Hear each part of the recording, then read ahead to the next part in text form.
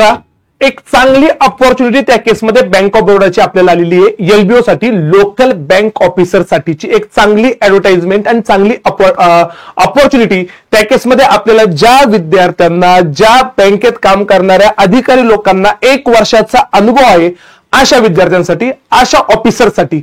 मग सर याची तयारी नेमकं कशी करावी, कोणकोणत्या सब्जेक्टचा काय करावं, त्यासाठी तुमची कोणती बॅच आहे का? तर या लेक्चरमध्ये मी तुम्हाला एकंदरीत बॅच नेमकं कोणती असेल, त्याच्यामध्ये काय काय असेल या सगळ्या गोष्टी सांगतो. बघा, ज्या काही आपण पाहिल्या जवळपास 2,500 पेक्षा जास्त वॅकन्सी आणि महाराष्ट्रासाठी, तब्बल महाराष्ट्रासाठी फक्त 485 पेक्षा जास्त वॅकन्सी ह्या फक्त महाराष्ट्रासाठी बँक ऑफ बरोडामध्ये एलबीओच्या लोकल बँक ऑफिसरच्या. त्याचा सिलेक्शन प्रोसेस किंवा नेमकं काय, एक सिंगल एक्झाम आणि इंटरव्ह्यू असेल. एक सिंगल एक्झाम आणि इंटरव्ह्यू असेल. सर एकंदरीत एक्झाम कशा पद्धतीची असेल? इंग्लिश सब्जेक्ट असेल, 30 क्वेश्चन 30 मार्कला. बँकिंग नॉलेज नेमकं या बॅच मध्ये काय काय होईल ते पण मी सांगतो. बँकिंग नॉलेज ज्याला मी बँकिंग टर्मिनॉलॉजी म्हणतो, आरबीआयच्या वेगवेगळ्या सर्क्युलर्स मधली स्टॅटिक बँकिंग टर्मिनॉलॉजी, याचे 30 क्वेश्चन 30 मार्क. सोबत general oblique economy, general awareness oblique economy म्हणजे आरबीआयचे जे वेगवेगळे सर्क्युलर्स आहे, बँकांचे जे वेगवेगळे रिपोर्ट्स आहे, तो वाला पार्ट 30 क्वेश्चन 30 मार्कला. आणि क्वांटिटेटिव्ह ऍप्टिट्यूड लॉजिकल रिझनिंग म्हणून 30 क्वेश्चन 30 मार्कला. या हिशोबाने मोस्टली 15-15चा पॅटर्न असू शकतो.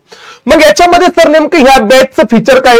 बॅच असेल special batch for bank of Baroda LBO. Bank of Baroda LBO ची स्पेशल बॅच असणार आहे. बॅचची फीज 3,000 रुपये असेल. व्हॅलिडिटी 3 महिने असेल. मोस्ट प्रोबॅबल व्हॅलिडिटी मुद्दा म्हणून आम्ही 3 महिने ठेवली. मोस्ट प्रोबॅबल तुमची एक्झाम डेट ही 16 ऑगस्ट असण्याचे खूप जास्त चान्सेस आहे. 16 ऑगस्ट असण्याचे. म्हणून आजपासून जर काउंट केला तर मॅक्सिमम 1.5 महिन्याचा टाइम आपल्याकडे उरलेला आहे. म्हणून या बॅचचा फॉर्मॅट पूर्ण रेकॉर्डेड असेल. म्हणजे बघा आता नेमकं या बॅच मध्ये काय काय असेल रेकॉर्डेड फॉर्मॅटमध्ये आणि लाईव्ह मध्ये पण काय होईल.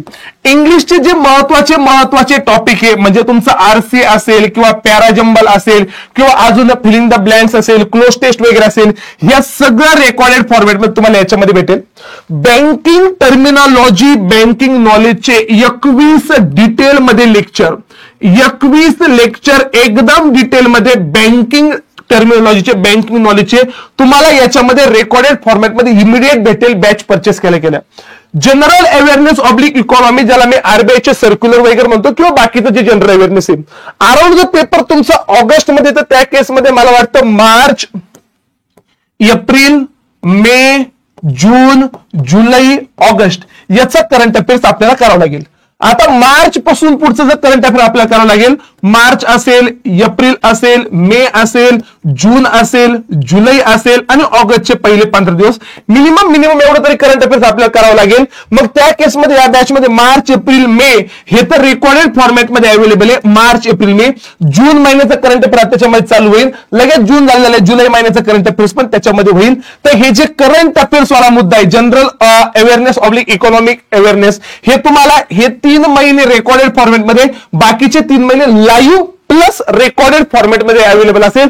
तुम्ही तुमच्या हिशोबाने जसा तुम्हाला वेळ भेटेल, तुम्ही जिथं काही वर्क करता त्याच्यानंतर तुम्हाला तिथं वेळ भेटला किंवा घरी गेल्यानंतर वेळ भेटला, तुम्ही हे वाले लेक्चर रेकॉर्डेड फॉर्मॅटमध्ये करू शकतात.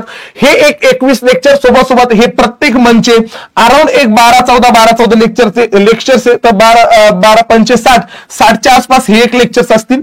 आणि सोबत क्वांटिटेटिव्ह ऍप्टिट्यूड आणि लॉजिकल रिझनिंगचे जे महत्वाचे टॉपिक आहे, म्हणजे फॉर एक्झाम्पल इथं तुम्हाला डीआय चे लेक्चर प्रोव्हाइड केले जाईल, काही कमर्शियल मॅथचे लेक्चर्स प्रोव्हाइड केले जाईल, नंबर सिरीज वाला पार्ट प्रोव्हाइड केला जाईल. इकडे तुम्हाला असेल तर पझल वाला पार्ट असेल, सिटिंग वाला पार्ट असेल, इनपुट आउटपुट वाला पार्ट असेल, काही basic blood relation, distance direction, coding decoding वाला पार्ट असेल. तर हेही लेक्चर याच्यामध्ये रेकॉर्डेड फॉर्मॅटमध्ये प्रोव्हाइड केलं जाईल. म्हणजे पूर्ण जे काही तुमचे 4ही सब्जेक्ट आहे, English, banking terminology, general awareness आणि त्याच्यानंतर क्वांट अँड रिझनिंग, हे 4ही सब्जेक्ट, 5ही सब्जेक्टचे लेक्चर रेकॉर्डेड फॉर्मॅटमध्ये भेटतात. फक्त जो करंट अफेअर्स वाला पार्ट आहे यातला पण 3 महिने रेकॉर्डेड फॉर्मॅटमध्ये आहे, 3 महिने बाकीचे लाईव्ह प्लस रेकॉर्डेड फॉर्मॅटमध्ये त्या केसमध्ये अवेलेबल असेल. म्हणून मुद्दामून व्हॅलिडिटी 3 महिन्यांची ठेवली आहे. व्हॅलिडिटी 3 महिन्यांची ठेवली आहे आणि पेपरची एक्झाम डेट मोस्टली 16 ऑगस्ट असेल. म्हणून विलंब न करता आतापासूनच आपण याची तयारी त्या केसमध्ये चालू केली पाहिजे. रेकॉर्डेड फॉर्मॅटमध्ये current affairs live plus recorded फॉर्मॅटमध्ये लेक्चर्स असतील. सर बॅच नेमकं कुठून परचेस करावी? प्ले स्टोअरला गेल्यानंतर बघा, प्ले स्टोअरला गेल्यानंतर सारथी एज्युकेशन नावाचं ऍप आहे, सारथी एज्युकेशन नावाचं ऍप, सारथी लर्निंग सेंटर. हे ऍप तुम्ही इन्स्टॉल करा. इन्स्टॉल केल्यानंतर इथं कोर्सेस मध्ये जा आणि कोर्सेस मध्ये गेल्यानंतर इकडे तुम्हाला bank of Baroda LBO batch म्हणून दिसेल, bank of Baroda LBO batch. त्याच्या बाय नाववर क्लिक करून तुम्ही बॅच लगेचच्या लगेच परचेस करून घेऊ शकता आणि आतापासूनच तुमचा प्लॅन तयार ठेवू शकता. नेमकं मला कशा पद्धतीने लेक्चर पाहिजे, काय पाहिजे. एक चांगली अपॉर्च्युनिटी त्या केसमध्ये बँक ऑफ बरोडाची, म्हणजे जे विद्यार्थी प्रायव्हेट सेक्टर बँकमध्ये काम करतात, ते अजून वेगवेगळ्या बँकांमध्ये काम करतात, चांगल्या नॅशनलाइज बँकमध्ये आता जॉब शिफ्ट करायचा आहे, चांगल्या पगाराचा जॉब करायचा आहे, कॉम्पिटिशन कंपॅरेटिव्हली कमी असणार आहे, कारण इथं तेच विद्यार्थी अप्लाय करू शकतात ज्यांना ऑफिसर पदाचा अनुभव आहे, तब्बल कमीत कमी 1 वर्षाचा. असेच विद्यार्थी या केसमध्ये अप्लाय करू शकता. तर जास्तीत जास्त विद्यार्थ्यांनी ह्या एक्झामला अप्लाय करा. जास्तीत जास्त विद्यार्थी या केसमध्ये ह्या एक्झाम मधून पास होऊन चांगल्या नॅशनलाइज बँकेमध्ये तुम्ही जॉब करू शकता. तर ह्या पद्धतीने तुम्ही इथं जाऊन बॅच जॉईन करू शकता.